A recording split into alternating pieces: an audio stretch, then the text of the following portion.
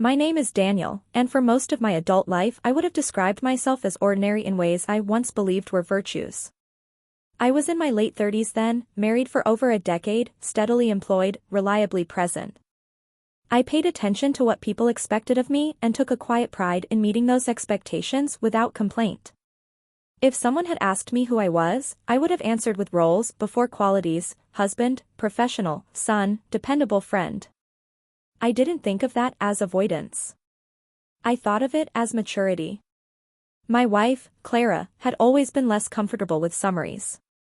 She was the kind of person who noticed small shifts in mood before they became visible, who paused during conversations as if listening for something underneath the words. Where I valued consistency, she valued awareness. We met in our 20s, drawn together by a shared sense of humor and a mutual respect for responsibility, but even then she had a way of asking questions that lingered long after the answers were given. She didn't interrogate, she invited. I loved her for that, though I didn't always understand what she was reaching for. Our marriage, from the outside, looked calm. We didn't fight loudly. We managed conflict with lists and conversations, and the occasional tired compromise. We built a life that functioned well. But Clara was never interested in a life that merely functioned. She paid attention to what went unspoken, including in me. She noticed my silences, the moments when I grew guarded without realizing it. She noticed what I lingered on while pretending not to look. I grew up learning that masculinity was defined by containment. You didn't expand outward, you held steady. You didn't explore, you committed. Feelings were managed privately, curiosities redirected toward usefulness. I didn't experience this as oppression at the time. It felt like instruction.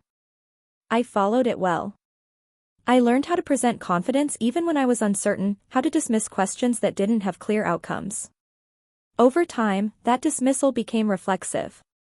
Clara noticed things I dismissed. She noticed how my attention softened when we passed certain shop windows, how I slowed my pace without realizing it. She noticed how carefully I avoided certain topics when they came up in conversation, not with hostility but with practiced neutrality. She never accused me of wanting something forbidden or inappropriate. She seemed more interested in why I didn't want to want at all. The conversation that changed everything didn't arrive suddenly. It emerged over weeks, maybe months, in fragments. A comment here, a question there. One evening, after dinner, she asked me whether I ever felt constrained by the version of myself I showed to the world. I gave an answer I'd given before, something about responsibility and choice, about the value of knowing who you are. She listened, nodded, and said quietly that knowing who you are and knowing who you've learned to be aren't always the same thing. I didn't feel threatened by her words. I felt curious, but cautious. I trusted her, and that trust mattered. When she told me there was something she wanted to explore together, she framed it not as a revelation but as a shared inquiry. She said she thought I might benefit from seeing myself from a different angle, one that didn't require me to defend or explain. She was careful with her language, as if she understood how easily a suggestion could harden into a fear. The first time she asked if I would be willing to try on one of her sweaters, she did so casually, almost experimentally, as if suggesting a book or a walk. I remember feeling a flicker of resistance rise in me, automatic and unexamined. Not disgust, not anger, just a tightening, a reflexive no forming before I had time to consider why. That reflex surprised me more than the request itself. I asked her what it was supposed to mean. She said it didn't have to mean anything at all. That answer unsettled me. I was used to actions being justified by outcomes. The idea of doing something simply to notice how it felt struck me as indulgent, maybe even irresponsible. Still, there was no pressure in her voice, only an openness that made refusal feel less like a boundary and more like an avoidance. When I agreed, it was with conditions I didn't articulate but felt. This would be private, temporary, symbolic at most. I told myself I was doing it out of empathy, out of intellectual curiosity. I told myself it was a way to understand her better, or women more broadly. I did not tell myself the truth, which was that I wanted to see what would happen if I stopped saying no before the question finished forming. The sweater was soft, neutral, something she wore often around the house. Putting it on felt awkward in a way I had expected, but that awkwardness faded faster than I anticipated. What replaced it wasn't excitement or embarrassment. It was awareness. A heightened sense of my own presence, as if I had been slightly misaligned with myself before and was now standing straighter without knowing why. Clara didn't react dramatically. She didn't comment on how I looked. She asked how I felt. I struggled to answer because I had never practiced that kind of inventory. I knew how to assess performance, not sensation. Standing there, I realized how rarely I had allowed myself to be observed without immediately translating that observation into judgment. That night, after we went to bed, sleep came slowly. My mind kept circling the same thought: how many things had I decided were not for me without ever finding out why? I thought about the rules I followed without remembering when I had agreed to them. I thought about how easily I confused stability with truth. In the days that followed, nothing outwardly changed, but something internal had shifted. I noticed my reactions more carefully. I noticed when I dismissed an impulse before understanding it. I began to see how much of my identity was constructed through refusal. Not refusal of harm or excess, but refusal of ambiguity.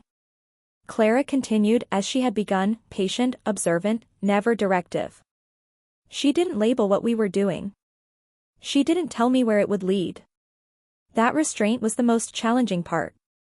Without a destination, I had to pay attention to the journey itself, to my own responses and resistances. I began to understand that whatever transformation was occurring had less to do with clothing and more to do with permission, the permission to examine myself without immediately correcting what I found. Looking back, I can see that this was the true beginning, not an act, not a secret, but an introduction. An introduction to myself as someone still capable of learning, still unfinished. At the time, I didn't have language for that realization. I only knew that something long dormant had been invited into the open, and that ignoring it now would require more effort than listening. What followed did not arrive as a clear progression, and I think that's important to say, because so many stories about change pretend that insight moves in straight lines. Mine didn't. It wandered. It doubled back. It paused in places I would have preferred to rush through. If the first moment was an introduction, this next stretch was a prolonged period of acquaintance, the kind where you begin to notice inconsistencies, habits, defenses, and unspoken rules shaping every interaction. I began paying closer attention to Clara, not because she had changed, but because I had. I noticed how careful she was never to steer me toward conclusions. When I asked what she thought something meant, she would often answer with another question, or with a description of what she had observed rather than an interpretation. At first, this frustrated me. I wanted reassurance, clarity, boundaries. I wanted her to tell me whether I was crossing a line, whether I should stop, whether this was leading somewhere irreversible. She refused to take responsibility for my self-understanding, and in doing so, quietly returned it to me. We set informal rules without naming them. Nothing would happen without conversation. Nothing would be done in secrecy from each other. And most importantly, nothing would be treated as a joke. Humor had always been one of my shields, a way to deflate discomfort before it asked anything of me. Clara asked me, gently but firmly, not to hide behind it. If I felt awkward, I was allowed to say so. If I felt confused, that too was welcome. But dismissing the experience outright would only reinforce the very habits she thought were worth examining. As time passed, I found myself thinking less about the external act, what I was wearing, how I looked, and more about my internal responses to being seen differently, even if only by her. There were moments when I felt unexpectedly exposed, not because of appearance, but because I wasn't sure which version of myself was supposed to speak. I had spent years rehearsing a particular voice, one that sounded confident, neutral, reasonable. Now there were moments when that voice hesitated, unsure whether it was appropriate or even accurate. I started noticing how often men are rewarded for certainty, even when it's unfounded, and how rarely we are encouraged to say, "I don't know," without immediately following it with an explanation. In our conversations, Clara didn't rush to fill silence. She let uncertainty exist without treating it as a problem to be solved. Sitting with that felt uncomfortable at first, like standing without armor in a place where I'd always been told armor was necessary. There were days when I resisted. Days when I told her I felt foolish, or that I worried about what this might mean if it extended beyond our home. I worried about how easily curiosity could be misinterpreted, by others or by myself. I worried about losing coherence, about becoming someone I didn't recognize. Clara listened to those fears without dismissing them. She didn't tell me I was wrong to feel them. She only asked whether fear had always been a reliable guide for deciding what parts of myself deserved attention. The question lingered. I began to notice how my body responded differently to everyday situations. Not in dramatic ways, but subtly. My posture shifted depending on how I understood myself in a given moment. My tone softened when I wasn't actively monitoring it. I realized how much effort went into maintaining what I had thought of as natural behavior. That realization didn't make me angry or relieved. It made me curious about how many people around me were performing similar labor, unseen and unacknowledged. We talked more about social expectations, not abstractly, but personally. Clara shared moments from her own life when she had learned to make herself smaller or quieter, when expressing certainty had been interpreted as aggression rather than confidence. Listening to her, I began to understand that gender expression wasn't just about identity, it was about access, permission, and consequence. The way you move through the world shapes how the world responds to you, and those responses accumulate into something that feels like truth even when it's only habit. One afternoon, while folding laundry together, I caught myself hesitating before reaching for a particular item, as if it required justification. I noticed the impulse to explain myself even though no explanation was being asked for. That was when it occurred to me how deeply I had internalized the idea that deviation required defense. The act itself was neutral, the narrative I attached to it was not. Clara asked me once whether I felt I was becoming someone else. I thought about it for a long time before answering. I told her that it felt more like I was becoming someone earlier, someone I had learned to edit before I knew editing was a choice. That answer surprised both of us. It suggested continuity rather than rupture, growth rather than replacement. It reframed the experience not as transformation into something foreign, but as reintegration. There were still limits. I was aware of them constantly. I wasn't ready to test this self-understanding publicly. I wasn't ready to confront the assumptions of friends or colleagues. I needed time to understand what, if anything, I was claiming before I exposed it to interpretation. Clara respected that. She reminded me that privacy wasn't the same as shame, and that timing mattered. What changed most profoundly during this period was my sense of moral responsibility toward myself. I had always understood responsibility as something outward-facing, providing, protecting, behaving correctly. Now I was beginning to see that honesty, real honesty, required attention inward as well. Ignoring parts of myself didn't make me virtuous. It made me incomplete. And that incompleteness, left unexamined, had the potential to shape my actions in ways I didn't intend. I began to read differently, to listen differently. Stories that once felt distant now resonated with unexpected clarity. I noticed how often narratives about gender relied on extremes, on spectacle or tragedy, and how little space they left for quiet, ordinary exploration. I realized how hungry I was for representations that didn't demand certainty, that allowed people to exist in process. This part of my life didn't come with revelations or declarations. It came with accumulation. Each conversation, each moment of attention, each hesitation noticed rather than dismissed added weight to a growing understanding that identity is not something you declare once and defend forever. It is something you tend to, like a relationship, with patience and accountability. I didn't yet know where this path would lead, or what I would ultimately claim or refuse. But I knew I could no longer pretend that the questions themselves were irrelevant. And that knowledge, once acquired, carries its own responsibility. There came a point when the questions stopped feeling theoretical and began to press gently against the edges of my daily life. Not intrusively, not urgently, but persistently, the way a melody repeats in your head long after the music has ended. I noticed it most clearly outside our home, where nothing about my appearance or routine had changed, yet my internal landscape had shifted enough to alter how I perceived ordinary interactions. At work, for example, I became acutely aware of how often conversations were shaped by unspoken hierarchies. I had always navigated those spaces competently, offering opinions at the right moments, asserting confidence when it was expected.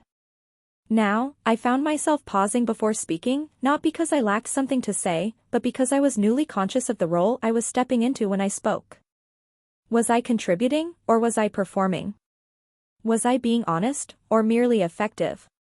These questions didn't paralyze me, but they slowed me down in a way that felt both unsettling and clarifying. I began to notice how differently people responded to vulnerability depending on who expressed it. When a colleague admitted uncertainty, it was often framed as humility or thoughtfulness. When someone else did the same, it was treated as weakness. Watching these dynamics unfold, I understood more deeply what Clara had been trying to show me, that identity is not experienced in isolation. It is constantly negotiated through perception, through expectation, through the social scripts we inherit and enforce without realizing it. At home, our conversations deepened. We talked less about what I was doing and more about what I was learning. Clara shared stories from her own past, moments when she had learned to read a room before speaking, when she had adjusted her tone to be heard without being dismissed. I listened differently now, not defensively, not abstractly, but with a growing sense of connection. Her experiences no longer felt like anecdotes from a separate category of life. They felt relevant, instructive, and uncomfortably close. There were evenings when I felt an unexpected grief for the version of myself that had been rewarded for ignorance. Not ignorance in the sense of cruelty or malice, but ignorance as insulation. I had benefited from not having to think too hard about how I was perceived, from assuming that my presence was neutral by default. Letting go of that assumption didn't make me ashamed, but it did make me responsible in a new way. I could no longer claim neutrality without questioning whose definition I was using.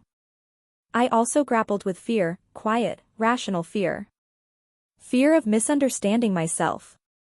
Fear of misrepresenting myself to others. Fear that by examining these questions, I was opening doors I wouldn't know how to close. Clara never minimized these concerns.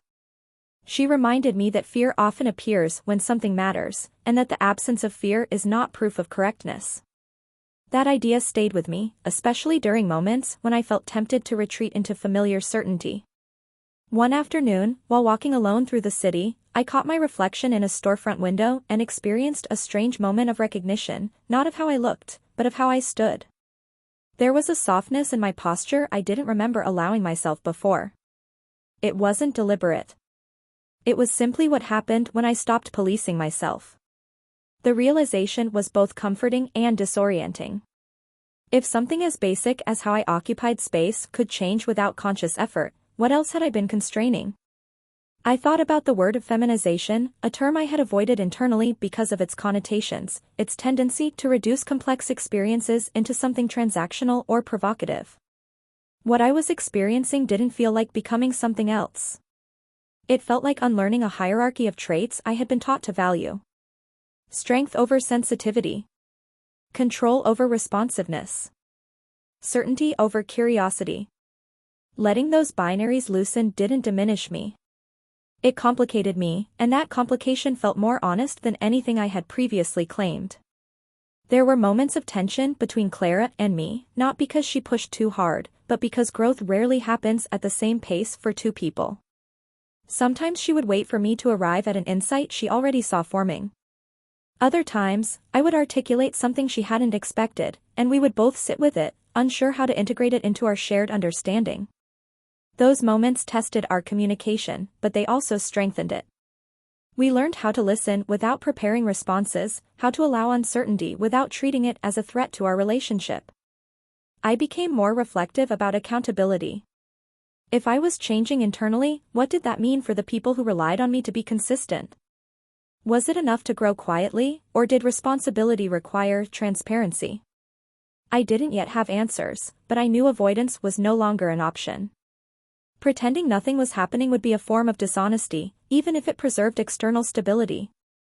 I also became aware of how narratives about transformation often demand conclusions, labels, declarations, resolutions. My experience resisted that structure. It was ongoing, unfinished, and deeply contextual. I wasn't seeking permission to be someone else. I was learning how to give myself permission to be attentive, to respond rather than react, to acknowledge complexity without rushing to simplify it. What surprised me most during this period was how ordinary it felt. There were no dramatic confrontations, no cinematic turning points. There were dishes to wash, emails to answer, errands to run.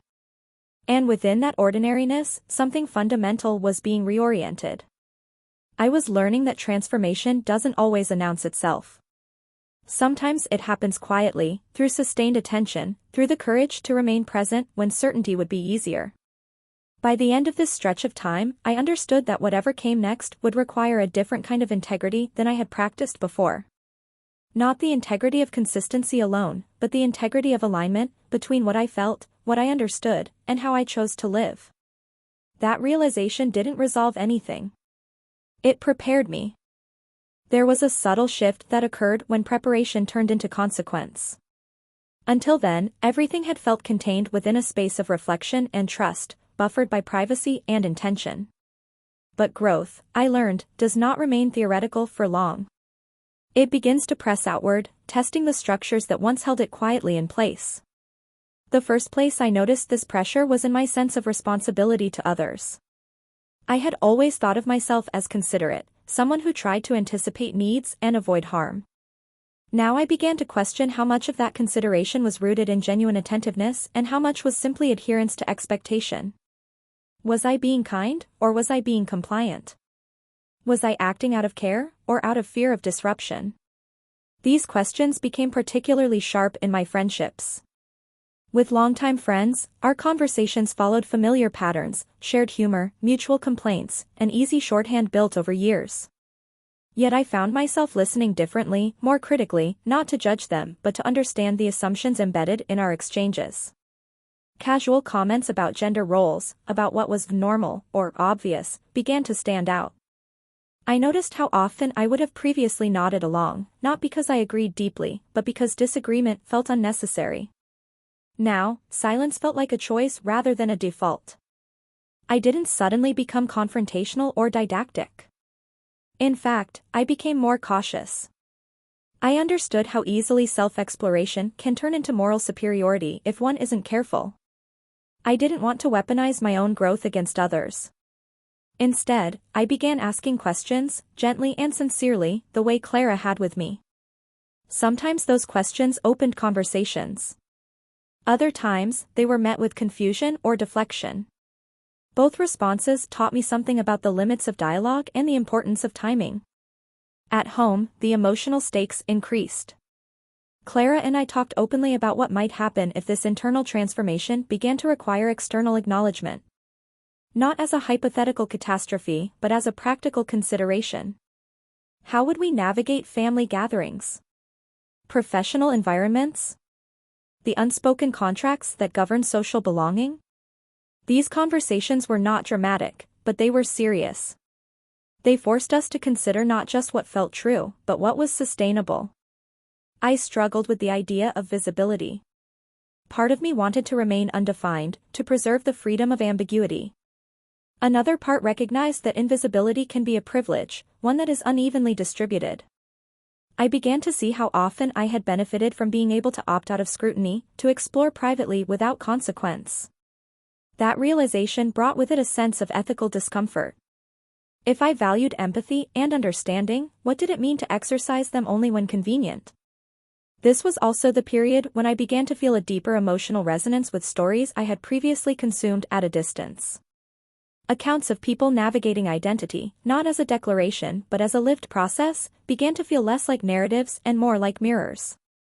I noticed the courage required not just to change, but to remain open in the face of misunderstanding. I noticed how often resilience was mistaken for certainty, and how rarely doubt was afforded dignity. There were moments when I felt unmoored, when the lack of clear labels left me anxious. Humans, I realized, crave categorization not just for others, but for ourselves. Categories promise stability. They offer shortcuts to understanding.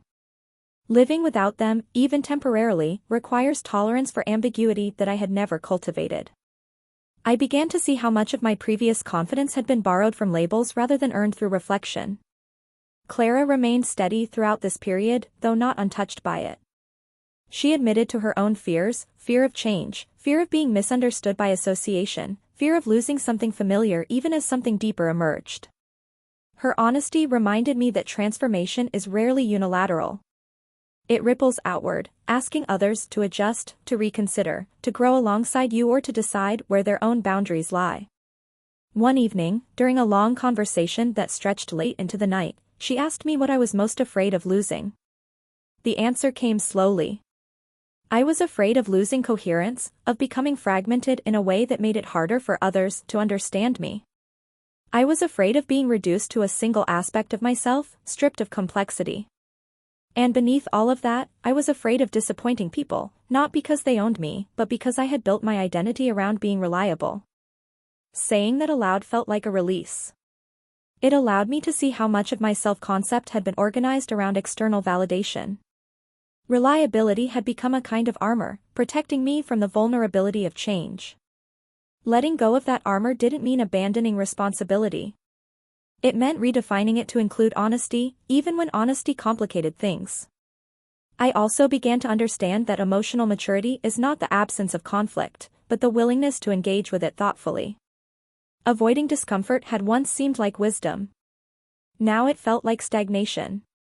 I wasn't seeking upheaval, but I was no longer willing to equate peace with silence.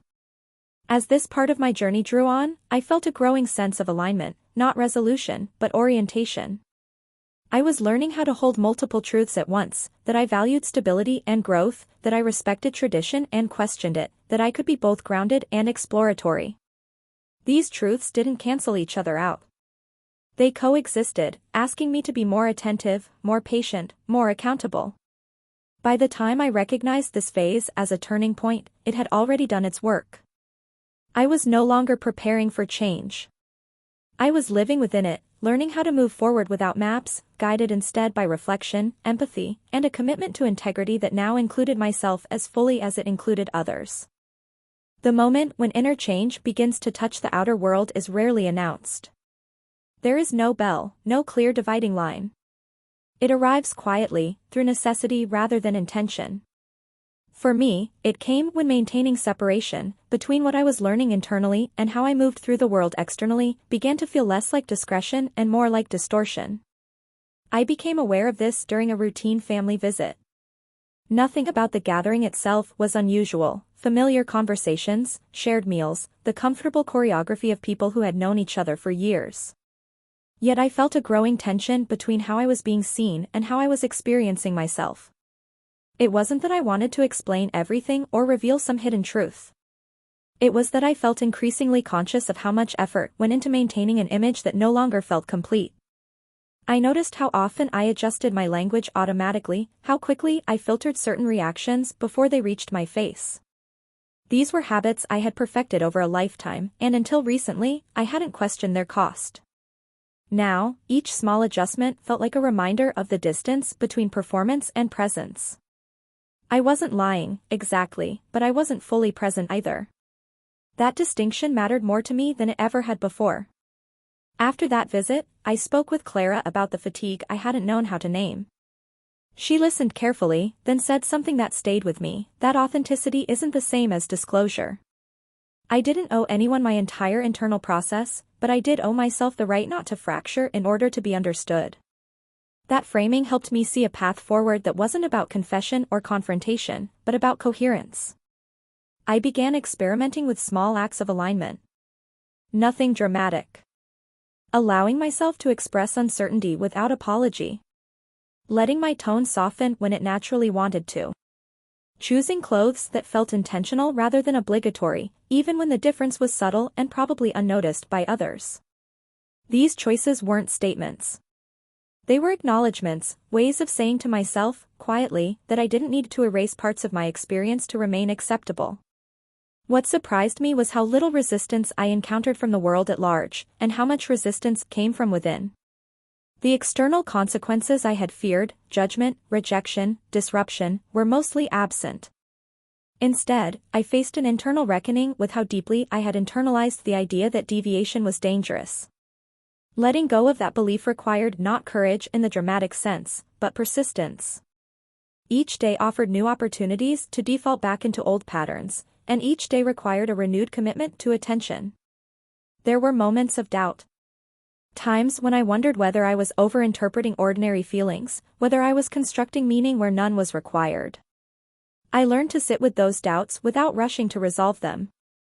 Clara reminded me that uncertainty doesn't invalidate experience, it contextualizes it. Growth, she said, isn't about certainty. It's about honesty over time. As my internal alignment improved, so did my capacity for empathy. I found myself listening more carefully to others, especially when they spoke about feeling constrained or misunderstood. I noticed how often people minimized their own discomfort to maintain harmony, how often they apologized for taking up space emotionally. These patterns, once invisible to me, now felt familiar. I recognized them not as weaknesses, but as adaptations, strategies developed in response to environments that didn't always make room for complexity. This awareness came with responsibility. I became more conscious of the power dynamics embedded in everyday interactions, of how my words and assumptions could reinforce or challenge them. I didn't always get it right. There were moments when I spoke too quickly, or failed to listen as deeply as I intended. When that happened, I tried to respond with accountability rather than defensiveness. I was learning that maturity isn't about avoiding mistakes, it's about how you address them when they occur. One of the most difficult realizations during this period was that self-acceptance is not a solitary achievement. It is relational. It affects and is affected by the people around you. As I grew more comfortable inhabiting a fuller version of myself, Clara had to adjust her own understanding of our relationship. We talked openly about what felt different, what felt the same, and what needed care. Those conversations weren't always easy, but they were rooted in mutual respect. We weren't trying to preserve an image of our marriage. We were tending to its reality. I also began to reconsider what integrity meant to me.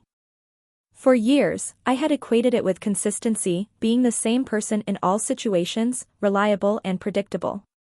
Now, I saw integrity as alignment between values and actions, even when that alignment required change. Consistency without reflection, I realized, can become rigidity. Integrity, by contrast, is responsive. It evolves as understanding deepens. This shift influenced how I thought about the future. I stopped asking myself where this journey would end and started asking how I wanted to move through it. What principles would guide my decisions? What kind of person did I want to be, not in terms of labels or roles, but in terms of presence and responsibility? These questions didn't demand immediate answers. They invited ongoing engagement. There were still moments when I felt exposed, when the lack of clear definitions left me vulnerable. But I was beginning to see vulnerability not as a flaw, but as a condition of genuine connection. By allowing myself to be seen, imperfectly, partially, honestly, I was creating space for others to do the same. That, more than any external change, felt transformative. As this phase unfolded, I understood that what had begun as a private exploration had become a practice of living more attentively. I was learning to inhabit my life with greater care, to recognize the interplay between self-understanding and social responsibility. The process was ongoing, unfinished, and sometimes uncomfortable. But it felt necessary. I didn't know yet what the final shape of this journey would be, or whether such a final shape even existed. What I did know was that I could no longer return to the unexamined certainty I once inhabited. And in that recognition, there was a quiet sense of resolve, not to arrive somewhere specific, but to continue moving forward with honesty, empathy, and care. By the time I realized I was no longer negotiating with the idea of change, but living inside it, the language I had once used to protect myself had begun to fall away. I wasn't shedding it deliberately.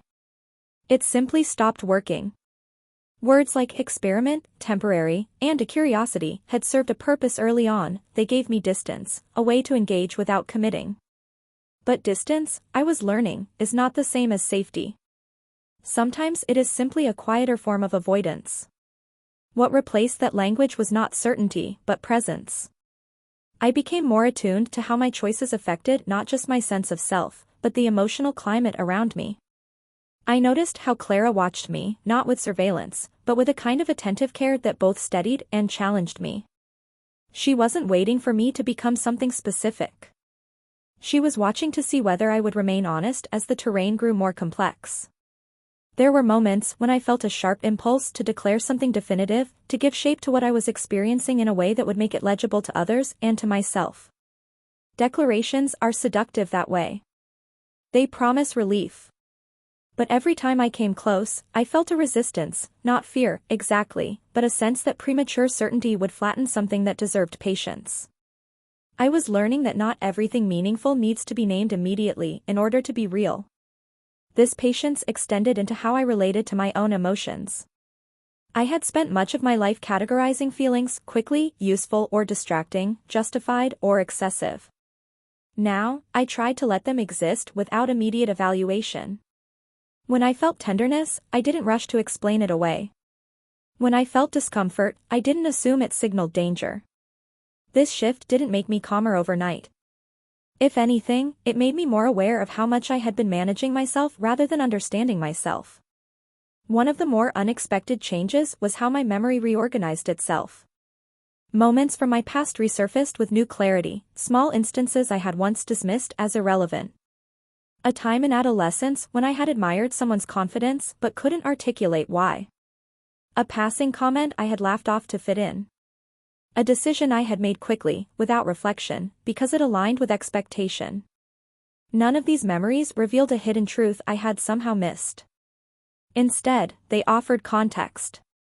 They showed me how adaptation had shaped me long before I knew I was adapting. I began to see adaptation not as weakness, but as intelligence. We learn to survive emotionally just as we learn to survive physically. The problem arises when survival strategies outlive the conditions that required them. I had carried certain strategies forward unquestioned, long after they had stopped serving me. Recognizing that wasn't an indictment of my past self. It was an acknowledgement of growth. This perspective softened my relationship with others as well. When friends or colleagues expressed rigid views, I no longer felt the same urge to correct them or retreat from them. Instead, I wondered what those views protected. What experiences had shaped them? What fears might they be carrying unknowingly? This didn't excuse harm or absolve responsibility, but it did remind me that people are often more complicated than their words suggest. At the same time, I became clearer about my own boundaries. Empathy, I learned, does not require self-erasure. There were moments when I chose not to engage, not out of fear, but out of discernment. I was learning to distinguish between conversations that invited growth and those that demanded performance. That distinction mattered, especially as my internal alignment deepened. Clara and I continued to renegotiate our understanding of partnership. We talked about attraction, about familiarity, about how change can feel like loss even when it brings growth. These conversations required a level of vulnerability I had rarely practiced before. I had to admit when I didn't know how to reassure her, just as she admitted when she felt uncertain about where this journey might lead us. There was no script for these exchanges. We built them slowly, through listening rather than resolution. What sustained us was a shared commitment to integrity, not as perfection, but as responsiveness. We agreed that whatever forms our lives took, they would be shaped by care rather than avoidance. That agreement didn't eliminate fear, but it gave us a framework for addressing it together. We weren't trying to preserve who we had been. We were trying to remain truthful about who we were becoming. As months passed, I noticed a quiet confidence taking root, different from the one I had known before. It wasn't based on control or predictability. It came from familiarity with my own uncertainty. I trusted myself more, not because I had answers, but because I had learned how to stay present with questions. That trust changed how I moved through the world. I was less reactive, less defensive. I listened more. I spoke more deliberately. I also began to understand that transformation is not always additive. Sometimes it is subtractive. It removes assumptions, reflexes, and inherited rules that no longer fit. What remained felt leaner, more intentional. I wasn't becoming larger in the sense of occupying more space. I was becoming clearer about the space I already occupied and how I wished to inhabit it. There were still days when I longed for simplicity, for the comfort of old definitions. But even that longing had changed. It no longer tempted me to retreat. It reminded me of what I had gained by staying engaged, a deeper relationship with myself, a more honest partnership, a broader capacity for empathy. These were not abstract ideals. They showed up in small, daily ways, in how I listened, how I chose, how I responded when things felt uncertain. Looking back, I can see that what began as a private exploration had become an ethical practice. It asked me to consider how self-understanding influences responsibility, how personal honesty shapes social awareness. I was learning that identity is not just about who you are, but about how you relate to yourself, to others, to the systems you move within. I did not yet know how this story would conclude, or whether conclusion was even the right word. What I knew was that the process itself had become meaningful. It mattered not because it was dramatic or exceptional, but because it was attentive. Because it asked me to live with greater care, to choose honesty over convenience, empathy over assumption. And in that ongoing choice, I found a sense of purpose that felt quieter than ambition but deeper than certainty, a commitment to remain open, to remain accountable, and to continue learning, even when learning asked more of me than comfort ever had. I don't think endings arrive the way we expect them to. I used to imagine closure as something definitive, a moment when the questions stop asking themselves and settle into a shape you can point to and name. What I learned instead is that some stories don't end by resolving, they end by becoming livable. If there is an epilogue to this part of my life, it exists in the quiet competence of being with myself as I am now. Not triumphant, not complete, but grounded in a way I wasn't before. I wake up each day less concerned with defending who I am and more attentive to how I inhabit my choices. That difference matters more than any external marker ever could. I am still married to Clara. That fact feels important to say plainly, because so many narratives assume that growth must either save or destroy a relationship. Ours did neither. It changed it. It required us to renegotiate what intimacy meant, not as familiarity alone, but as ongoing honesty. We learned that love is not proven by sameness, but by the willingness to stay present when sameness dissolves. There are still uncertainties between us, still conversations that don't land cleanly, but there is also a depth of mutual respect that didn't exist before this journey began. We know each other more truthfully now, and that knowledge carries both weight and grace. As for me, I no longer think of what I experienced as something my wife did it to me, or even something she had guided me toward. She offered a condition as safety, and within that condition, I chose attention. The responsibility for what followed is mine. That realization feels essential. Growth that is outsourced is fragile. Growth that is claimed becomes ethical. I've stopped trying to measure myself against categories that promise clarity but demand simplification. I understand now that identity is not a destination you arrive at, but a relationship you maintain. It requires listening. It requires revision. It requires the humility to admit when an old answer no longer fits the question being asked. What has changed most is not how I see myself, but how seriously I take my inner life. I no longer treat discomfort as something to be eliminated or explained away. I treat it as information. I ask what it's pointing to, what it's protecting, what it's asking me to learn.